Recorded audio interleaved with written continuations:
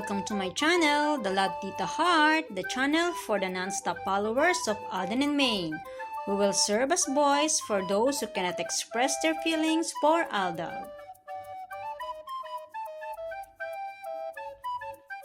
Kamusta po kayo mga ka-non-stop? Good day po sa inyong lahat. Bago po tayo tumungo sa kaganapan kay Alden and Maine, please subscribe and hit the notification bell para ma-notify po kayo sa mga bagong video na i-upload ko.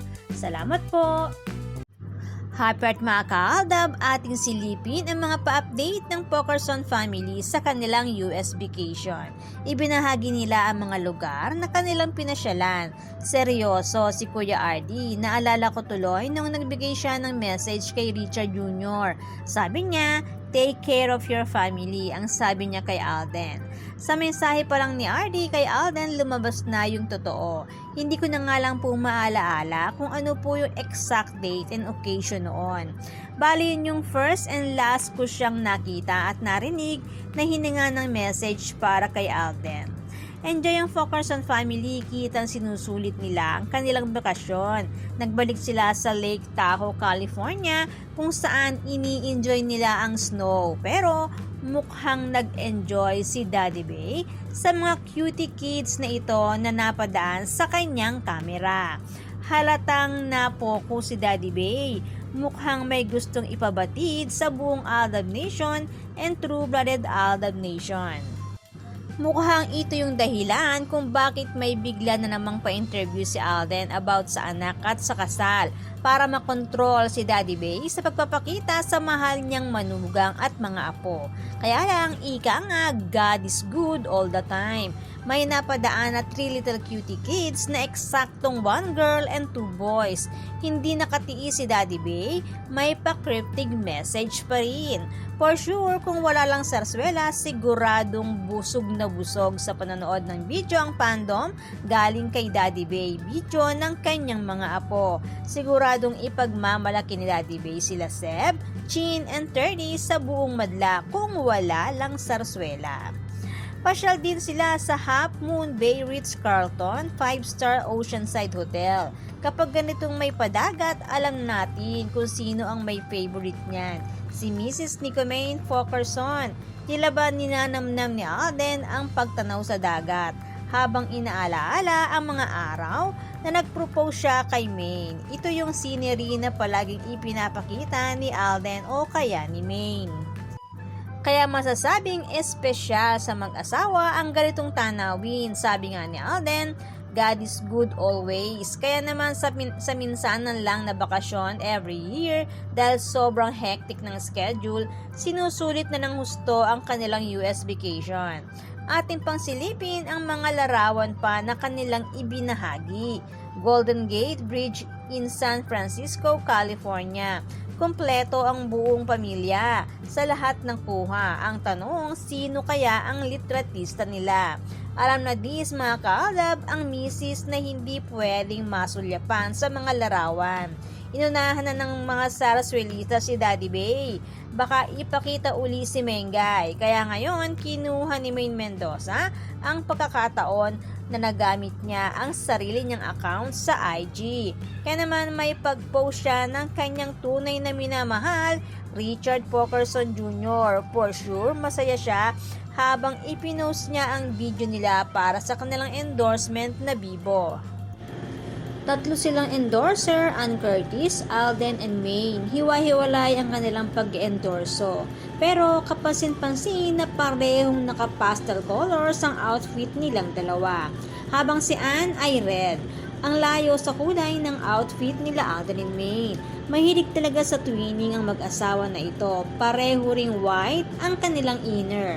Sa ganitong simpleng galawan, basang-basa ito ng fandom ng Aldab Nation and true-blooded Aldab Nation. Gwardyado si Maine ng time na ito. Para ring yung batang gwapo na nasa shooting ng Family of 2. Gwardyado rin habang pinapaypayan ni Mama Ten sa shooting ng Family of 2. Ika nga, grabe talaga ang pag-aalaga ni Richard Jr. sa kanyang mag-iina. Gaya ng mensahe sa kanya ng Kuya RD, take care of your family. Balikan natin mga kaaldab ang ilan pang larawan na ibinahagi ng Fokerson family. Sulit na sulit ang bonding moments ng family. Ika nga ng ating ka-admin, may mga nakakita sa mag-asawa kasama ang mga kids nila habang nakabakasyon sa US. Kaya nga lang, nakukuha sa pakiusap na huwag silang picturan. Ika nga, karapatan naman nila yon bilang ang nais nila ay naka-private ang totoo nilang relasyon. Ang importante ay may nakakasaksi sa katotohanan na ipinaglalaban ng fandom laban sa mga Sarsuelista. Pagmasan na lang natin mga kaaldab ang videographer dito ni Richard Jr. Bali video po ito, ini-screenshot ko lamang po. Pagmasdan po ang anino nung kumukuha, anino ng isang babae na pwedeng si Mrs. Nico Main ito bilang taga-video ni Mr. Richard Fokerson Jr. Pero dito tayo sa scenery na paboritong background ng mag-asawang Fokerson Jr. Sa mga special moment nilang dalawa, lagi silang may ganitong tanawin. Unang-una na ang proposal ni Alden kay Maine sa Boracay. Ang pinaka-espesyal na moment sa buhay nilang dalawa. Ito sa pangyayari na ito na inamin ni Alden na special si Maine para sa kanya. Isa ito na ipinakita sa Itbulaga, yung masasayang moment nilang dalawa na pinaramdam ni Alden kay Maine kung gaano ito kahalaga sa kanya. Pag-amin nga ni Alden sa interview ni Tony, lahat na nangyari sa kanila sa Itbulaga ay totoo, walang script. Sabi nga niya, yes, it's real life, walang script. Ibig sabihin, totoo lahat ang mga nangyari sa kanila ni Ming, hindi scripted.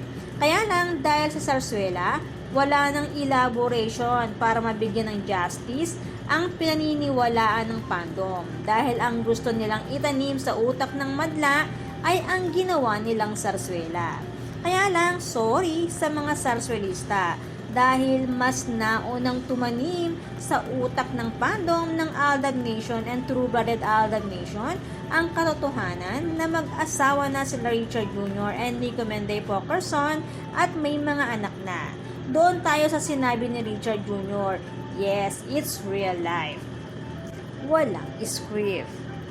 Kaya naman, good vibes lang po tayo magka-non-stop. Salamat po sa lahat na nag-comments at sa lahat po ng buong pusong nagmamahal at sumusuporta kay Alden and Maine. Salamat po sa lahat ng subscribers. Shout out po sa inyong lahat. Thanks and God bless everyone!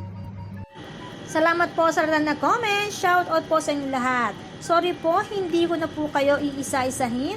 Sobrang dami po ninyo. Patunay lamang po ito na talagang lumalakas lalo at sumisigla ang buong fandom sa ganitong pagkakataon. Salamat po sa inyong lahat. Aldab lang ang malakas. Hangad ko po ang magandang kalusugan para po sa inyong lahat. Salamat po Aldab Nation and True-Blooded Aldab Nation. Thanks, stay safe, and God bless everyone!